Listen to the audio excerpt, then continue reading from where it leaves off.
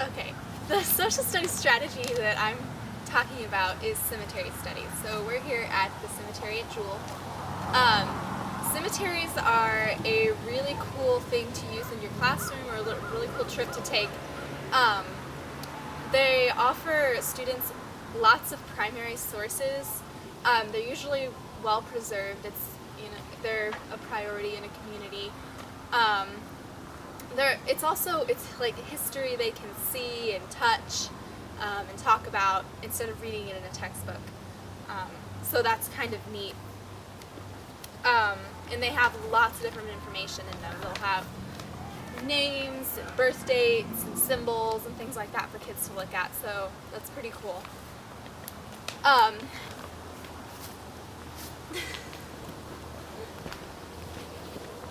One of the first things that you'll have to do if you're going to do a cemetery study with kids in your classroom is you're going to have to look at rules, and you're going to have to talk to them about what it's like to respect a cemetery, things you can and cannot do, things that are against rules, and also you have to be respectful of people who might be there, for family members and things like that. So those are some things to think about before you take kids on a trip. You need to be sure that they understand that they need to respect a cemetery.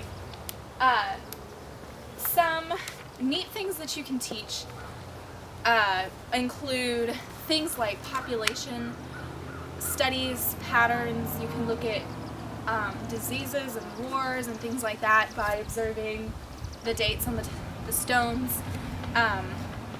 Also geographical patterns, especially if, say, you go to your own cemetery and then you get online and you compare it to one in, say, the Southwest, and see how things are different there, things like that. Also, not only within the country but around the world. Here, our cemeteries are maybe a little more scattered and the tombs are underground, but for example, in Venice, where I was this summer, everything was above ground and there were walls with tombs in them up really high. So they're different depending on where you are, and you can talk to kids about why some need to be above ground and some have to be below ground, depending on if you're below sea level or on an island or something like that. You can also talk about religious attitudes by reading the engravings or looking at the symbols and things like that. Examining socioeconomic status. If you look at a section of a cemetery that has a certain family and they've got really, really fancy looking stones, and then you've got another section that's got these little tiny ones, that they could infer why certain families might have bigger stones than others. Also, a neat idea, I think, would be to ask a community member to give kids a tour, and then they could, older people have lots of stories to share and kids are interested to hear it, and I think that overall that just gives everyone a greater respect for each other and for cemeteries. Some activities I thought you could do, in addition to the tour with an older person, a neat one that I thought would be for students using technology to create a virtual field trip of a cemetery by taking pictures of everything, drawing a map, and then putting it on a blog or a website of some sort. I think that'd be a really neat way for kids to put everything they've found together and add information to it as well. Another really neat thing you can do, you can do rubbings like we talked about in science, but you do have to be careful. You need to check rules and maybe contact community to be sure that that's allowed. An alternative to that would be using a digital camera, taking pictures to record what they're finding.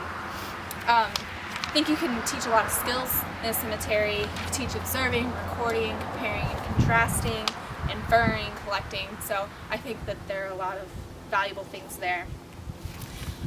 Something else to consider is younger students who might not be familiar with death or might be uncomfortable with it. Those are things that you would either need to talk about, maybe contact parents before you're going and be sure that you can tell them why you're going, why it's valuable, and especially find out if there are any kids who have recently experienced family death or something like that. You want to be sure that it wouldn't be difficult for them.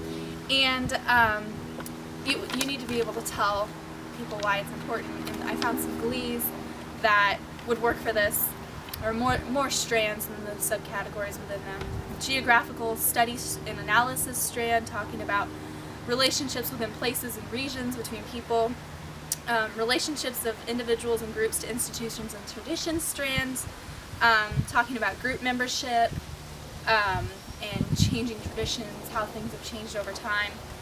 Tools of social science and inquiry strand, how to use tools, how to identify and use artifacts. Human systems, population and distribution patterns. So I think that there are a lot of glees that could really work for this kind of activity. And that's cemetery studies.